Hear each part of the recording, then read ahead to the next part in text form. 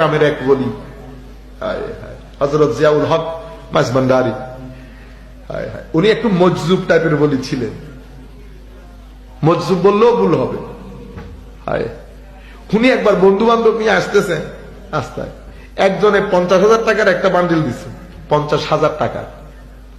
তো তখনকার যুগে 90-এর দশকে 50,000 টাকা মানে আজকে 50 লাখ টাকার মতো হয়ে গেছে না? আমি হলে কি করতাম, কেউ না দেখে মতো পকেটে ঢুকে বাসায় নিয়ে যাইতাম। সবাই তো এরকমই না। আল্লাহর ওলিরা এরকম না, কোন লোক নীতি থাকে না আল্লাহর ওলিতে। উনি 50,000 টাকার ওই বান্ডিলকে একটা জঙ্গলের মধ্যে মানুষ চলাচলের রাস্তায় ফেলে দিছে। সবাই চলে আসছে, ওনার গ্রুপের এক ব্যক্তিকে পাওয়া যাচ্ছে না। হুজুর হেসে বলতেছে তুলতে গেছে। কি গেছে? তুলতে গেছে। কয়ে বুঝে নাই, আমি কিন্তু টাকা যার জন্য রেখেছি সে নিয়ে গেছে। টাকা আমি যার জন্য রেখেছি সে নিয়ে গেছে। তো কার জন্য রেখেছে? হায় হায়। পরে দেখা গেছে ওই এলাকা, ওই পাশের বাড়ির এক গরিবের মেয়ের বিয়ে। উনি ওই দিক দিয়ে গরু নিয়ে যাবেন চড়ানোর জন্য। তো সে গরু নিয়ে গেছে, টাকাটাও পাইছে, মেয়ের বিয়ে টাকাও জোগাড় হয়েছে। আল্লাহ মেয়ের বিয়ে টাকা এভাবে জোগাড় করেনি, তা আপনারা বলেন তো টাকা ভূতে জোগাইছে। টাকা কিসে জোগাইছে? ভূতে। ভূতে জোগায় না, আল্লাহ জোগায়। আল্লাহ এভাবে ম্যানেজ করেন টাকা।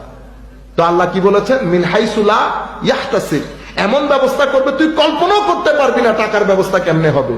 তো মাওলা আমার কি করা দরকার? কত দুনিয়া বাদ দে, তুই শুধু আমার ভয় ভীতি খোফ খশিয়ত তোর মনের ভিতরে রাখ, সবকিছুর ব্যবস্থা আমি করব। জিক্রি ইলাহির ক্ষেত্রে একটা হাদিস বলি আপনাদের জন্য সুবিধা হবে। আমার নবী সাল্লাল্লাহু আলাইহি ওয়াসাল্লাম ইরশাদ করেছেন, আন্না রাসূলুল্লাহ সাল্লাল্লাহু আলাইহি ওয়াসাল্লাম قال من دخل سوقا من الاسواق فقال لا اله الا الله وحده لا شريك له له الملك وله الحمد يحيي ويميت وهو على كل شيء قدير كتب الله له الف حسنه ومحى عنه الف سيئه। এই জন্য আমার নবী ইরশাদ করেছেন, পৃথিবীর সবচেয়ে খারাপ জায়গা বাজার। আমি আগে চিন্তা করতাম বাজার খারাপ জায়গা হবে কেন? ওখানে তো একটা দেশের অর্থনীতি সচল থাকে। পরে দেখলাম আমার নবী আসলে অর্থনীতির দৃষ্টিকোণ থেকে বলেন নাই, আমার নবী সুহবতের দৃষ্টিকোণ থেকে বলেছে। বাজারের মধ্যে 70 ধরনের মানুষ থাকে। এই মানুষগুলোর মধ্যে কে কোন সুহবতের আপনি জানেনও না। আপনি বাজার ঘুরে এসেছে, আপনার শার্টে যেমন ময়লা পড়েছে ভিতরেও ময়লা পড়ে গেছে।